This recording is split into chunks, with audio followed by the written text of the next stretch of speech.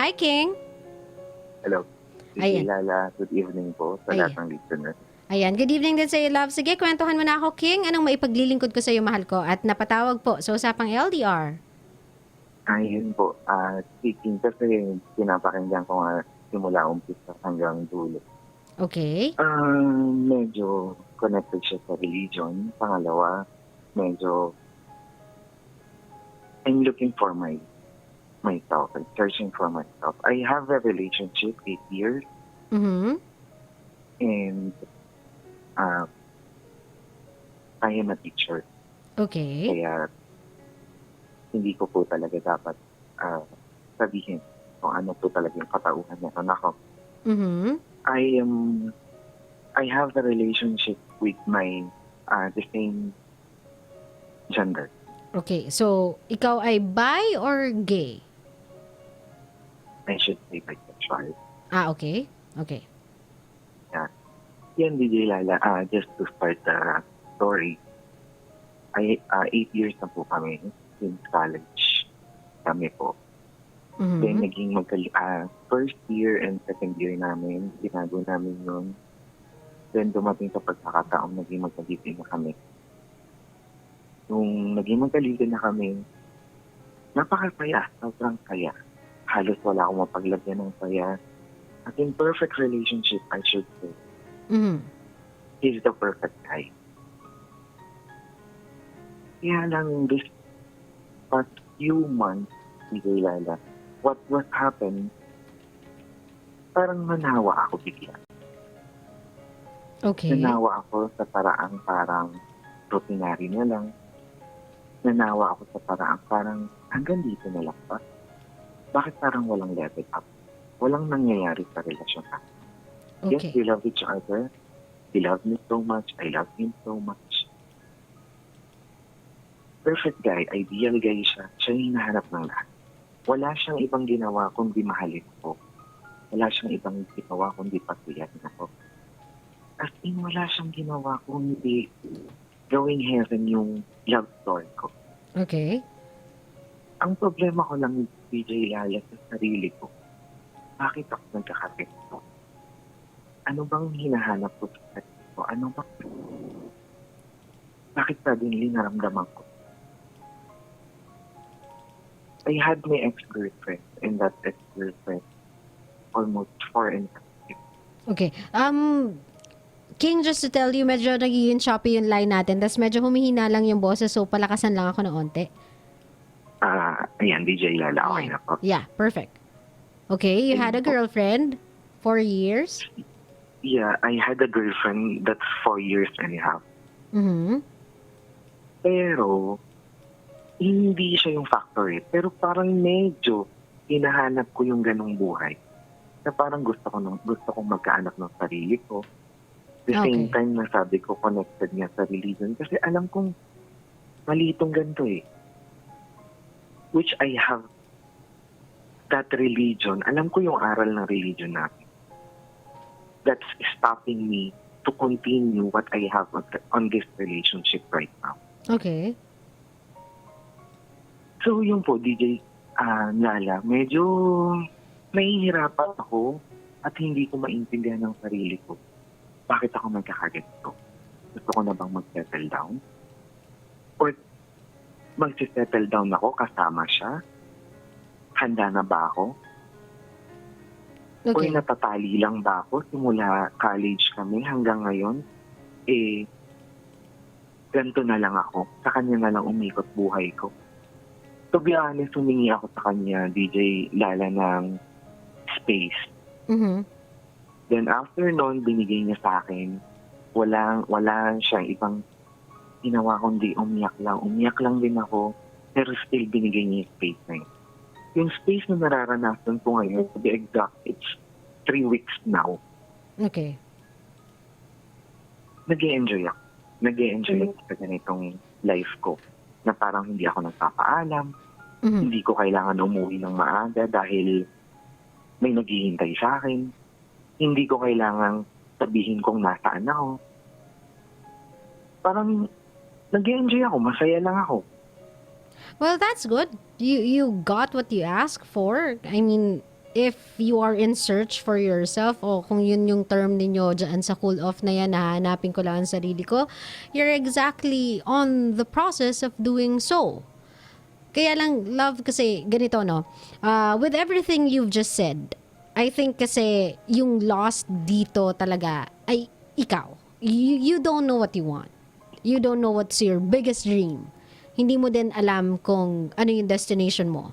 Right now, what you have in your life is something na as far as today, constant.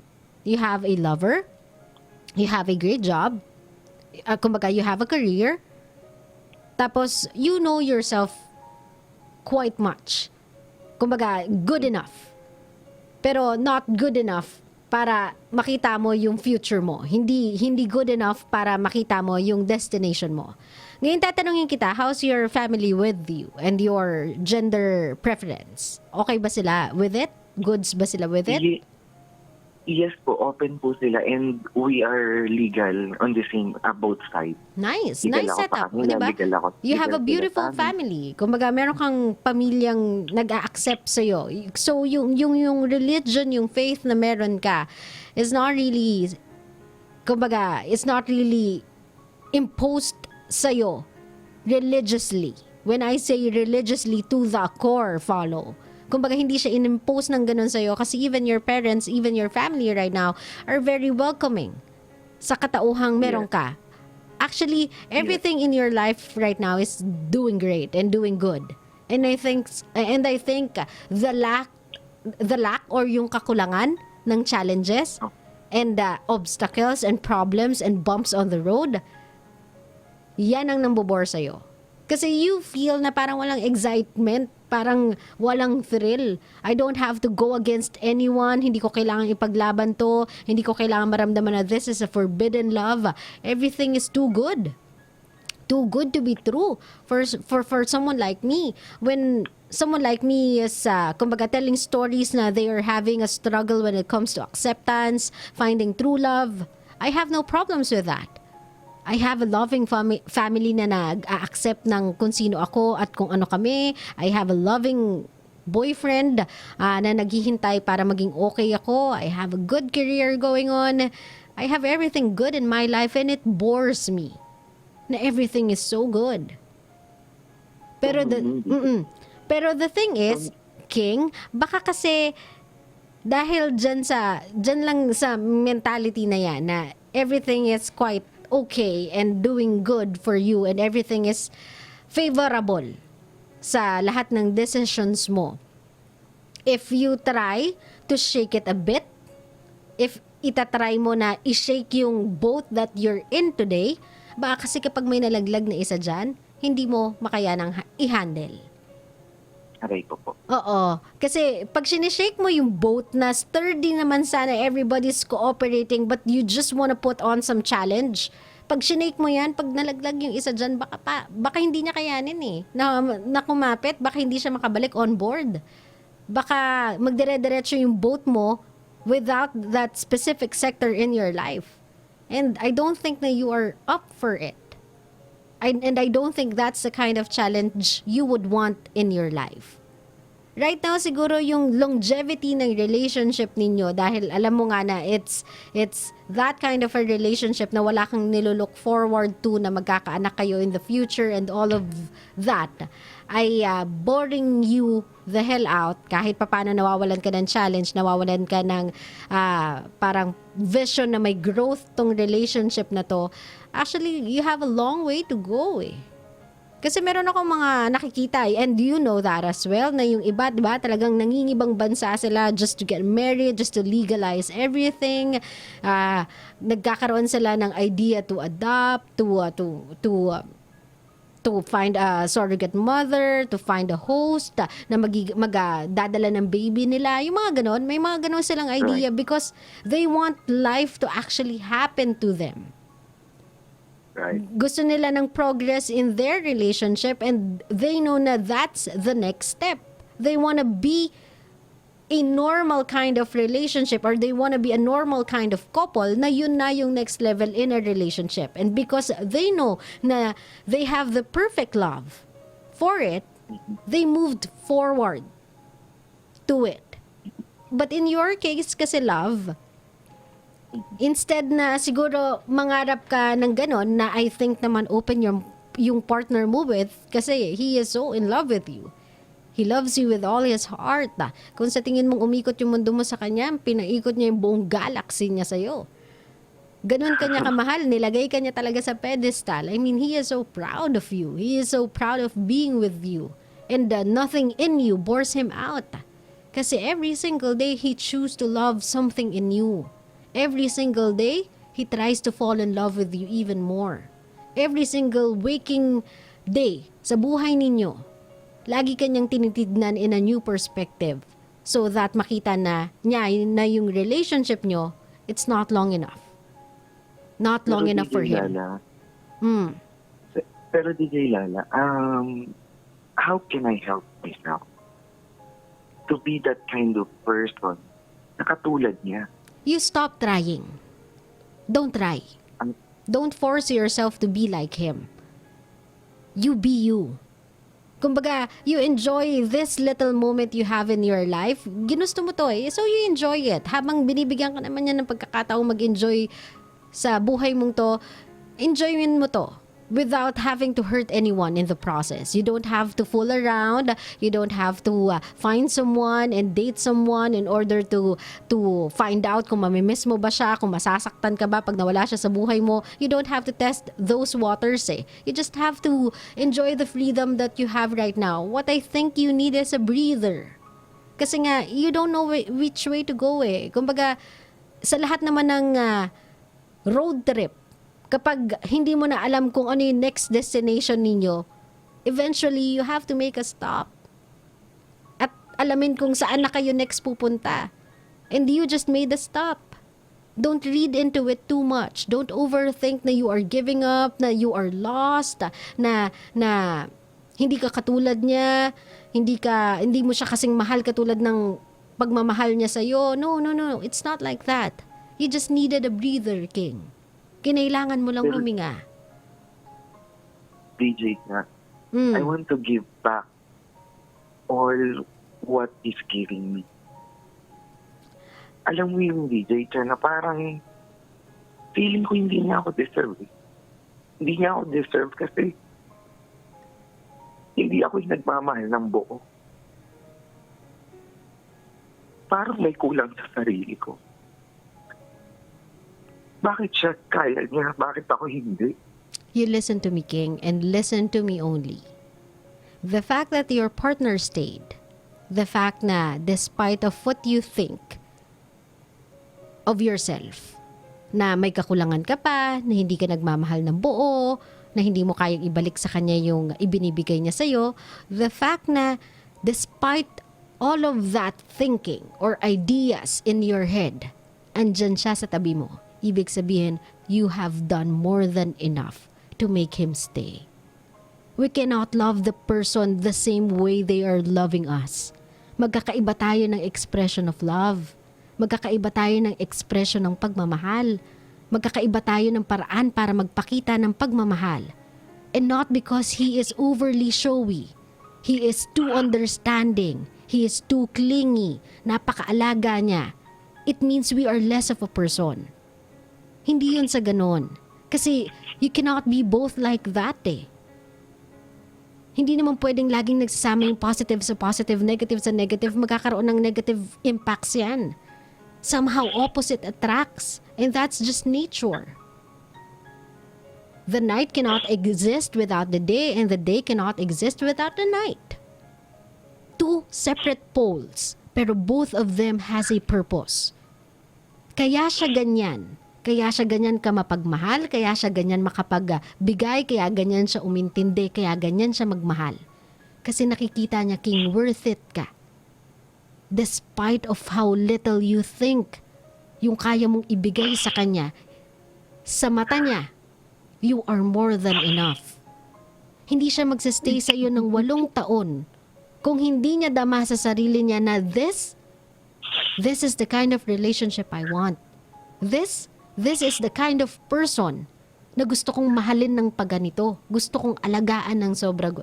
Gusto kong intindihin ng higit pa sa pag-iintindi sa sarili ko. If hindi ka niya nakitang worth it ka dyan, King, the first 2 years of your relationship should have been hell for you. He could have done that. Ginawa niya sanang living hell sa'yo yung first 2 years of your relationship, but he did not. If not, he loved you even more every single year. Kasi there's nothing to change in you, King. Hindi natin sila pwedeng sabihan na, ano mo minamahal mo sa akin, na-amaze ako eh. Sa paanong paraan ba kita nabighani, anong gayuma ba nagamit ko sa'yo? He cannot explain it either. Hindi natin maiintindihan kung paano nila tayo nakikita at kung bakit nila tayo minamahal ng ganyan. Because we don't need to. Hindi mo kasi kailangan yun eh. Kailangan mo lang i-appreciate yung pagmamahal and that's it. Love, you don't have to question and you don't have to reciprocate. Yung pagmamahal na yun, he is not asking for it. He doesn't need that. You being you is more than enough para sa kanya. You cannot decide na kulang pa yung ginagawa mo para sa kanya. You cannot decide para sa kanya.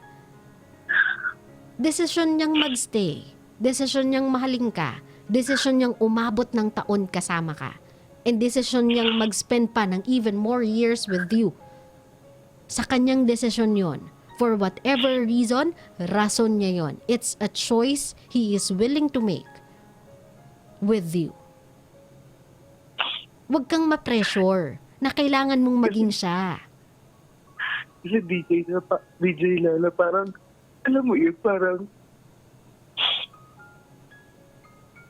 natatakot ako na one day, gumising ako, wala na siya. Baka nasasaktan ko na siya na sobra. Baka magsawa na siya. Mahal, the fact na nare-realize mo yan, the fact na sinasabi mo yan ngayon, it means that you do care and you see your faults. And that makes you workable. And that gives you room for progress. Kasi kung hindi mo yan nakikita, kung hindi mo yan nararamdaman, at kung hindi mo yan napapansin, then you are hopeless. But you do. Nararamdaman mo yung pagkukulang na yun, nararamdaman mo yung void na yun, nararamdaman mo yung fear na yun, alam mo yung flaw na yun, alam mo yung pagkakamali na yun, alam mo yung shortcoming mong yun. And that's good. That's a good sign. Ibig sabihin, meron pang igaganda yung relationship ninyong dalawa. You cannot decide that one for him, mahal. Kung gigive up siya, let him do that all by himself. Do not push him away. You don't need to. He's staying by choice. Kasi marami naman siyang options to do eh. He can leave. He can find someone else. He is happy with who he is and he is proud of who he is. Alam mong kaya niyang magmahal ng higit. Alam mong kaya niyang magpamahal ng ibang tao. But he wants you. He wants to be with you. He choose you. Hayaan mong piliin ka niya. That's not a choice you should make for him. That's a choice he's making for himself. Right now, what you can do is appreciate that. Wala naman siyang hinihingi sa yung kapalit eh. Wala naman siyang hinihinging more. You just have to appreciate yourself. Do not sell yourself short. Baka sa mata mo lang kulang ka, sa mata mo lang hindi ka nagmamahal ng sobra-sobra, sa mata mo lang hindi ka ganun ka maintindihin, maalaga, pero sa kanya, kaya siya naggaganyan, kaya siya ganyan sa'yo, is because nakikita niyang worth it ka, naalagaan ng ganyan kasi ganun ka din sa kanya. You don't know how big of an impact you are in his life. You don't even know how much changes ang nilunok niya sa sarili niya because you came into his life. You don't know how much you changed him. Love, you don't have any idea. So wag kang mag-decide para sa kanya. Wag mo i-pressure yung sarili mo ng ganyan. This is not something na you have to understand and you have to study. You don't have to be all teacher-like on this one. You have to be human who enjoys the feeling of being loved and being in love. Naintindihan mo ko, mahal? Opo, DJ Lala. Take this time, King, to appreciate yourself. Sabi ko sa'yo, hindi yan magsistay kung hindi ka ganyan. Kung hindi ka mabait. Kung hindi ka worth it. Kung hindi ka masarap mahalin. Hindi yan magsistay ng 8 taon. 8 taon is too much para magtiyaga. Hindi yan ganyan. Wala naman kayong anak, wala kayong pananagutan sa isa't isa, wala kayong business together, wala kayong investment and all. He doesn't even need to do that. Pinipili niyang magstay kasi alam niyang worth it ka. Itong time na to, do not search for yourself. You already found your self-love. You just have to appreciate yourself. Like he does, every single day. Kung gaano siya ka-thankful na dumating ka sa buhay niya, maging ganun ka din ka-thankful na nag-exist ka sa buhay ng lahat ng taong natatouch mo. The reason why you have a good life is because love, you've been good to other people. You are nothing but a blessing to other people as well. That's why binibless ka with a life like that. Wag ikaw yung unang maging kritiko ng sarili mo. Wag ikaw yung unang mag-judge sa sarili mo. Wag ikaw yung unang mag-down sa sarili mo. Lift yourself up. You deserve it, love. Everything you have right now, the reason na meron ka niyan is because you deserve it. And that's something na hindi mo nakikita. So let me show it to you, love. The reason why andyan lahat ng tao nakasuporta sa'yo, kasi you've always been like that to them. Nang hindi mo napapansin. Naintindihan mo ko, love? Opo, DJ Lala. You are a good person, love. You deserve all the love you are getting right now. You deserve that kind of man. And you deserve a love like that. At kung thrill and challenges and sabihin lang natin, excitement lang ang hinahanap mo, you don't need that. In life, maraming klase ng mapagkukunan ng excitement, thrill, challenges, problems. Maraming mapagkukunan yan, Diyos ko Lord. Learn new things and you'll get that. Pero something that's constant, like family and a lover who won't give up on you, that's something na hindi mo basta-basta makikita. And you have all that. Naintindihan mo ko, mahal?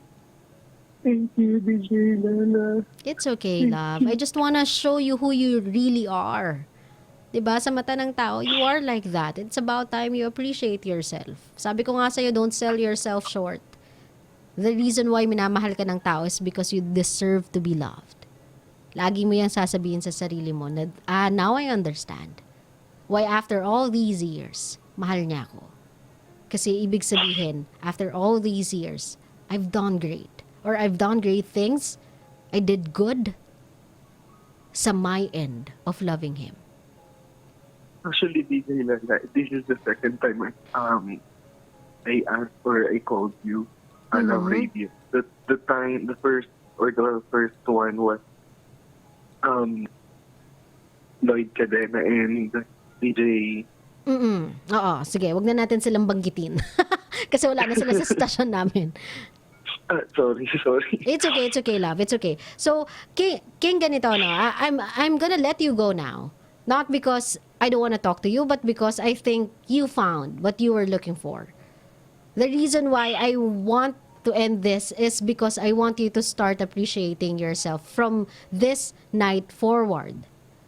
Hindi mo na kailangan hanapin yung sarili mo, King. Nahanap mo na siya. I-appreciate mo na lang. Okay? Hey.